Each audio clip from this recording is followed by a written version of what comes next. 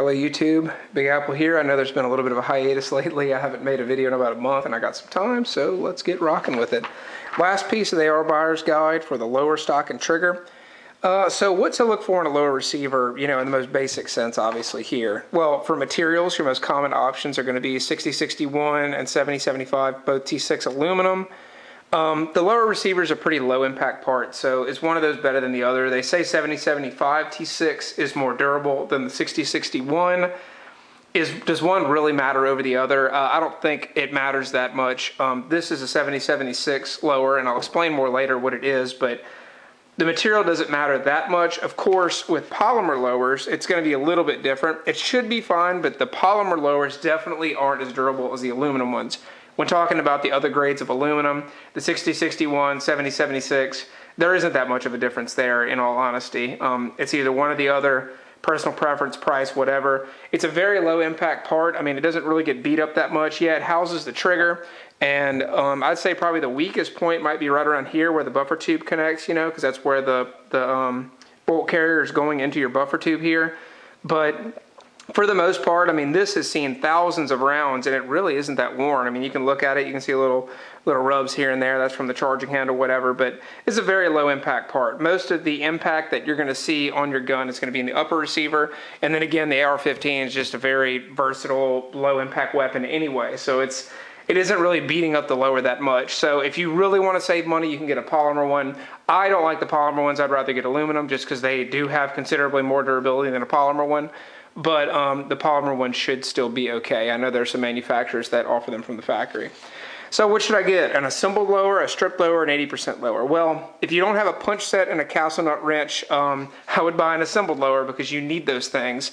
So the castle nut wrench attaches to the castle nut right there. You see that it's got like 4 little ridges in it. And then a punch set, obviously, to put some of these things in, like your bolt release here, is going to need a punch right there. Also for your trigger guard, that's going to need a punch. You're going to have to punch in a few things here and there. Assembling a lower is very simple. It's a very straightforward process, but if you don't have those two tools, then definitely don't do it because you won't be able to get it done. You won't be able to hammer it in with a nail, or you won't be able to tighten the castle nut wrench down by hand well enough. So I would definitely only proceed with that if you have a punch set and a castle nut wrench. It is easy to assemble and it allows you to buy exactly what you want rather than buying a whole rifle and discarding the original parts that you wasted money on and don't need. So if you built an entire lower, you could get your own stock, your own buffer tube, your own grip, your own trigger guard, etc. You can do it exactly how you want rather than buying something completely assembled, throwing away a bunch of old stuff and buying new. You could just start from scratch anyway. So that's the one good thing about that. Now an 80% lower, you're probably wondering what that is. Well, an 80% lower requires a jig for machining. It's not a serialized part, it's just a blank lower, which I think is really cool. This is an 80% lower, and you're probably still wondering what does that mean. Well, if you look in the top, it still needs to be fully machined here. There's no gap here for the trigger, the trigger assembly. There's no gap here for the little trigger to poke through. So there's machining required, and there for the trigger pins, obviously there's no holes there. You can look at this one and see where they go. So there's 2 trigger pins there, and then the safety lever needs a hole, and it doesn't have those. The cool thing about an 80% lower, it is legal to manufacture your own guns, in your home, I guess, if you don't plan to sell them in America. I think 80% lowers may or may not be legal in all states. I live in Louisiana, so this is legal for me to make on my own, and it doesn't need a serial number because this isn't a firearm right now. It's just a chunk of aluminum. When I start cutting this out and everything and I put all the pieces in, yeah, it's a firearm then, but I made it myself. So there's some loopholes with the law, or not really loopholes, just the way that the law is designed for you to be able to do this. I got this from 80percentarms.com. I'll link to their site. You can check their site and see the legality of it and everything, but I think that's cool because you are closer to it, and you being part of the process of making the lower, and not having to go through a background check and stuff is pretty cool. Obviously, if you're a felon and you get one of those, it's still illegal for you to own, but it's kind of neat to just be, that into it with the part and not have to worry about sending it to an FFL, paying the transfer fee, filling out the 4473 form for the background check, just getting it sent straight to you, and then you put in a little more work. I like 80% lowers, but if you don't have a jig for the machining, obviously it's not going to work for you. I know somebody that has one, I just haven't gotten around to doing it yet. So trigger guard. Well, you can either have an integral one or a changeable one. It's really personal preference. How big are your hands? Are you going to be wearing gloves? As you can see, the trigger guard on this lower is integrated. See, that doesn't come off at all right there. It's one piece, and it's actually pretty large. If you look at the trigger guard on my Rock River one here, obviously it's changeable. You could punch that out and move this pin out of the way right here, and it would pop off, and you see it's just a little bit smaller. That's personal preference. Like I said, if you have big hands, big fingers, whatever, you're wearing gloves, that's where it's really going to change up, so that's up to you. Mag release, does it need to be ambi? Personal preference. Are you a lefty? Are you going to be using that way? Are you still going to be using the right-handed one? Obviously, you see the mag release on this one is just right-handed. There's no ambi mag release there, but you can get them. They're available if you need one, so that's also personal preference. The markings, the serrations, the lettering, that also is all personal preference. There are some rifles that have different things written for the safe and auto. They may have like the little bullet, and they have like the the cross through it, the X through it, and then this one may show one. If you have a select fire lower, there may be something written right here.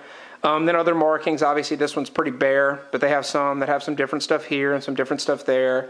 You see how this one is kind of raised, blocky. See, it's a little machined a little bit different than this one. See, this one has smoother edges. It's kind of rounded off a little bit different, kind of different in the mag well too. That's all personal preference. There's not one of those features that makes it function different than another. It's all aesthetic. That's it. Grip. I put this here. It's not part of the lower, but I didn't know where else to put it. So that's also a personal preference. There are some that provide swords and some that don't. I really like Hogue grips because they're kind of, they're kind of rubber textured, so they're real sticky.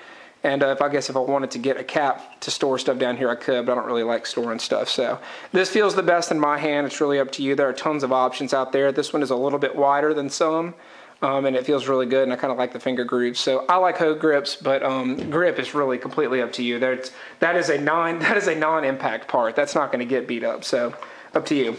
Stock. Well, when you're wondering what stock you want, what's the purpose of the stock? So if I have a magnified rifle, a magnified optic on my rifle, I like a large cheek weld, and they also provide battery and miscellaneous storage if you need it. This is a Magpul ACS stock. You probably saw this on my 16-inch BCM. It's not ideal for my 16-inch BCM. I have it there right now because I haven't gotten another lower made for my BCM. That's going to be it right there when I'm done with it. This is the one for my 20-inch rifle, so I like having a large cheek weld to be able to look through the scope. I can put my cheek right there. Of course, I could buy a fixed stock for it, but I kind of like the collapsible one. It fits in more cases that way, and I just like the versatility of a collapsible stock. When I'm building my BCM, if I wanted to, I could put one of these on there, but I kind of want to go with something slimmer, something a little more lightweight. There are a lot of options out there. If it's not magnified, I like slim, lightweight stocks, as you can see. Magpul makes a ton of excellent stocks, and I would get one that has the locking tab. So what I mean by that, the ACS here, you see it, when you move it around, it's a little bit loose, and then when you push this tab, it kind of grips the stock a little bit tighter so it wiggles less. I would probably get the Magpul CTR stock for my BCM later. It looks just like the Magpul MOE, but it has that locking tab in the front, so it kind of pulls it into the buffer tube a little bit better. But regardless, that's completely personal preference. Pay attention to the sling attachments. I like how Magpul puts quick detach points on most of their stocks. They don't have one on here, I guess because this isn't, I don't really know why. I guess this isn't made for, maybe it is made for scope rifles, I don't know. It does have a space here if I wanted to buy a quick detach point, but there are some stocks that actually have an integrated quick detach point that I really like. So I would go with something like that. Just think of the way your sling is going to be attached to you. See, this only has a loop down here. So this isn't ideal for, at least for me, it wasn't ideal because when I ran it as a 2-point sling, it kind of had to go back around there. It's just a little bit different. I'd rather have a big loop here or have a quick detach on the other side that I could use. So I'll probably be going a different route, but just pay attention to that. Buffer tube size. Well, there's two different sizes. There's military spec and the commercial spec. What's the difference? Well, the commercial tube is slanted at the end to tell you that it's a commercial buffer tube, and there's just a small diameter difference. I think the mil spec one might be slightly bigger, or maybe it's slightly smaller. I'm not sure exactly which one. But the military spec buffer tube will give you more options just because there are more stocks out there for mil spec buffer tubes. Does one really matter over the other? No. And neither is better than the other. It's just preference. Now, the buffer tube plate, some do have quick detach points and some have loops. For slings, also personal preference. The buffer tube plate is this piece right here. So you see that gets pushed against the receiver when you tighten the castle nut here. There are some that have a little quick detach point here. There's some that have a little loop for a single point sling. Personal preference, doesn't really matter. I kind of like them all to be bare, just to keep it basic. But if you wanted to run a single point sling and attach it there, you could do that. Completely up to you. That's not a high impact part either. Trigger. This is one of the easiest ways to improve your accuracy. A crisper, lighter trigger always beats one that isn't. Should I get a two-stage or a single-stage trigger? I gravitate towards two-stage triggers, but I've shot single shot before as well. Ultimately, it's up to you. This is actually a two-stage Rock River trigger. Let me see if I can get my hands super dirty here and can show you.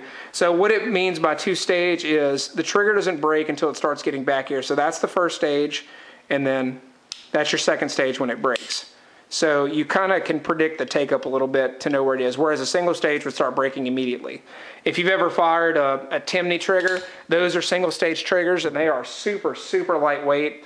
So, you know, it's really up to you. That's also personal preference, but yeah, it's good. So stick with the quality manufacturer. There are tons of them. There's Chip McCormick, Jewel, AR Gold, Geisley, Timney, Rock River. Some triggers are integrated into one small trigger pack and others are loose. I haven't seen one surpass the other in terms of reliability, and in my opinion, this is the most important component of a lower receiver. So the Timney trigger comes as one big modular piece that you can just drop in there, put the pins in, and tighten down. This one, obviously, they're separate pieces, so you put them in one at a time. I've not seen one be better than the other. They both seem to be perfectly fine. I've fired both, so really that's a personal preference, but I haven't had trouble with those. So if you stick with a quality manufacturer with trigger, you shouldn't have any issues. Well, if you have any more questions about lower receivers, post them in the comments. Thanks for watching.